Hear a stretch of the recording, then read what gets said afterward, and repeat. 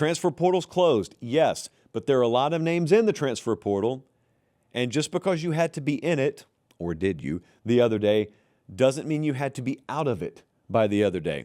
Jordan Seaton, big-time former 5-star offensive tackle. He's leaving Colorado. I know that because the video Colorado's staff edited tells me that he's leaving, although I don't know that they knew that's what they were editing. He's been at LSU. He's been visiting down there, 6'5", 330, dwarfs Lane Kiffin, if you haven't seen the pictures. And Lane's not a short dude, but Jordan Seaton's a different kind of cat. He canceled his Oregon visit. So, I mean, if you go and you look at the On3 transfer portal rankings right now, he's the number 9 overall player in those rankings. But in the team rankings, LSU's got a top 6 class. That just means they're number 6. They got several top 100 players. I was talking to a GM the other day, and outside of his own team, one of the schools he had the most to say about was LSU. Said, hey, man, like, good for them. Rooting against them, obviously, selfishly, but kind of did more than I thought they were going to do, given what they were up against. And I don't think they're done. And I think they'll land Jordan Seaton. In fact, they could land him during the show. Has anything happened, Jesse? No? All right, so far, no.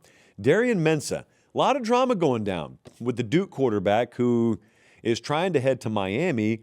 This was the Miami plan. Remember the show the other night? I think Thursday was the last show we did. And I said, boy, good for Miami. They're about to play for a national championship, but I don't know what they're going to do at quarterback next year. Well, they did, or at least they figured it out shortly thereafter. It was probably listening to the show that triggered them into figuring it out. And their plan was to go and basically buy out Darian Mensah from his Duke contract. And then lawyers got involved, and Duke, and this will shock you guys, Duke looked and said, wait a second, we already signed him to a deal. We don't like this. And so now they're trying to enforce it, and they sued him. And this is about where my interest in this stuff ends, because it's a big turnoff for me. We got a question later in the show about what I love and hate about college football right now. I love a lot. I hate this stuff. Hate it. Now, if I were at Miami, given the current structure, I'd probably be trying to do the same thing, but I'm not, so I hate it. But it is what it is. Here's the summary. It'll be a mess, and he'll probably end up at Miami. That's the summary. And a lot of people will be paid a lot of money in the process because that's really what this entire system is built for, to fatten the pockets of lawyers. And, on a related note, congrats, it's working. I like Texas A&M's class a fair amount. Yeah, number 3 class in the On3 portal rankings. Currently, several offensive line pieces. Got to get that straightened out in the spring. Several top 100 players. They added Isaiah Horton, the guy that Alabama went to virtually every time they needed a big play this year. Now, remember, you got 2 new coordinators at Texas A&M, several new faces, and they're not unique to having those issues. I won't call them problems. They're just things. And that's why God invented spring football, as Mimo always said. Top 10 recruiting, too. So they're a top 10 recruiter.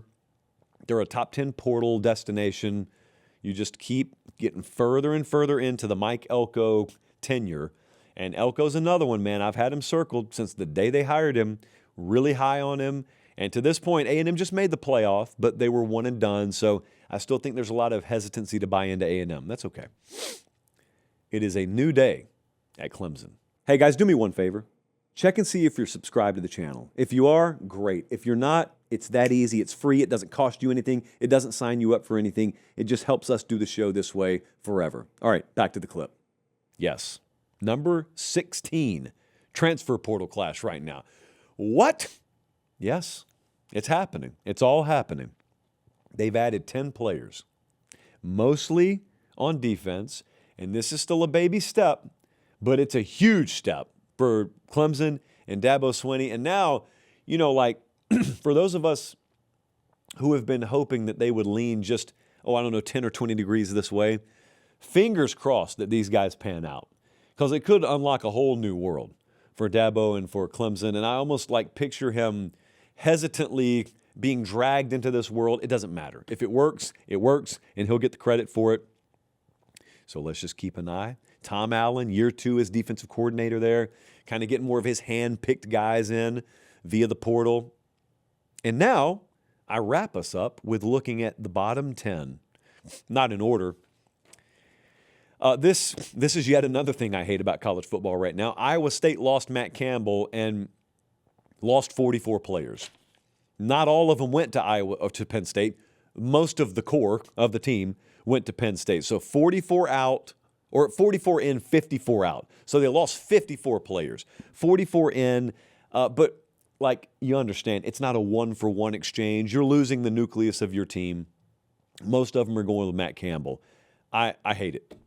I love it for Penn State, but I hate it in general. Utah, same thing. Lost a ton of guys because a ton of guys are there to play for Kyle Whittingham, and he's gone, so they're gone. Michigan's sitting at 67th right now. North Carolina 65th. I think it's yet another part of what I hate about college football right now is the way that coaching searches happen. If you look at where Penn State is, look at what Indiana just did. And look at what Penn State's doing right now.